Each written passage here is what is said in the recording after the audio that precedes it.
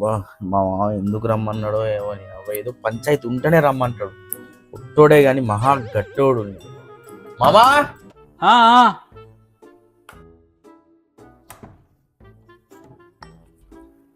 ఆ. Bunny come come welcome. How are you man? So Bunny,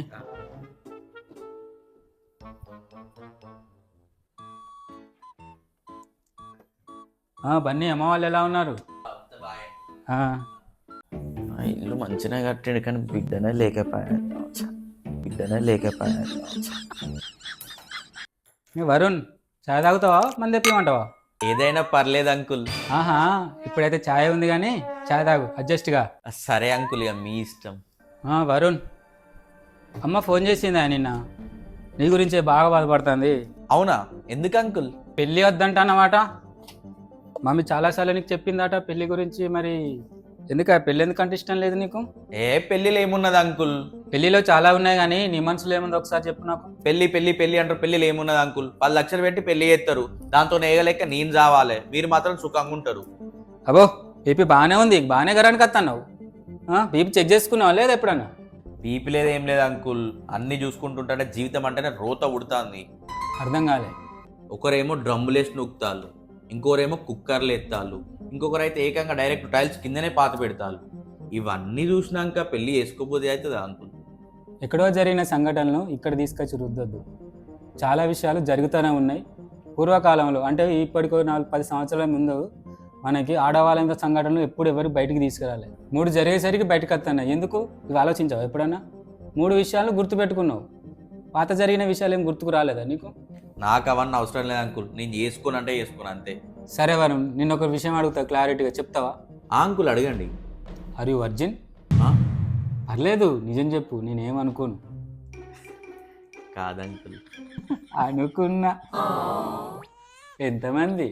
5 uncle. 5గురా? అమ్మా, మామూలు కాదు మాము, మొత్తం. ఇంతకీ ఎవరెవరు? ఫస్ట్ ఏమో ఆంటీ, సెకండ్ ఏమో ఇంటి పక్కన అమ్మాయి, థర్డ్ ఓకే కానీ నీకు సిఫిలిసిస్ అంటే తెలుసా? గనేరియా అంటే తెలుసా? హెచ్ఐవి అంటే తెలుసా? ఆ 2 తెలియదు కానీ లాస్ట్ అయితే కొంచెం తెలుసు. ఇలాంటి పనుల వల్ల రోగాల్లో ప్రేమ రావు. అదే పెళ్లి చేసుకుంటే లైఫ్ బాగుంటుంది. సరే, నాకు తెలిసిన 4 ముచ్చట్లు చెప్తా పెళ్లి గురించి, తర్వాత నీ ఇష్టం. ఎప్పుడు కూడా మన జీవితంలో ఈ వైఫ్ అనేది చాలా అవసరం. బయటికి పోతాం, భార్యతో ఉన్నంత సంతోషం బయట ఉండదు. ఎప్పుడు భయంగా, నువ్వు ఇంతమంది నా ముగ్గురు అని చెప్పినావు, ఎక్కడన్నా సంతోషంగా ఉన్నావా? భయపడతావు, ఎప్పుడు భయపడుకుంటూ ఊరుకుంటే. అదే భార్య ఉంటే జీవితం బాగుంటుంది, ఎప్పుడు నీకు కావాల్సినట్టు ఉంటుంది. అండ్ ఇంకోటి, పెళ్ళైనాక సంవత్సరం పాటు నీ బ్యాచిలర్స్ విడిచిపెడితే భార్యతో ఉంటావు. ఆ తర్వాత ప్రెగ్నెన్సీ వస్తుంది, అప్పుడు నీ భార్య వచ్చి చెప్తుంది, ఏమయ్యో ఇట్రా, ఇగో ఈ కడుపులో చూడు మన పిల్లోడు ఒరుతాడు అని అన్నప్పుడు ఆ ఆనందాన్ని పొందే అదృష్టం మగాడికే ఉంటుంది, అది మొగునికే ఉంటుంది.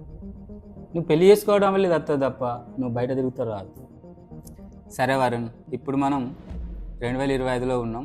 2050 వరకు చూసినా లేదా ఇంకా 100 సంవత్సరాలు కలుపుకొని చూసినా మనిషి జీవితం అనేది 4 స్టేజెస్లోనే ఉంటుంది.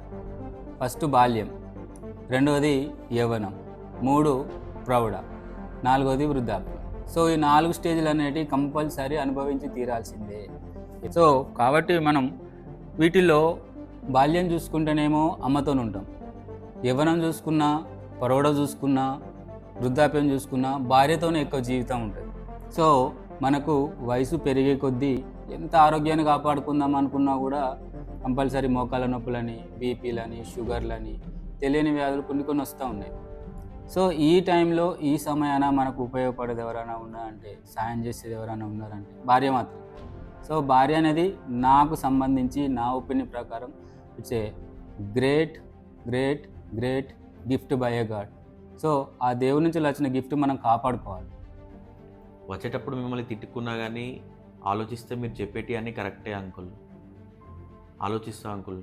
Thank you uncle. సరే కానీ మందిద్దామా? అద్దు అంకుల్, ఇంటికి వెళ్తాను అంకుల్, మమ్మీ వెయిట్ చేస్తుంది.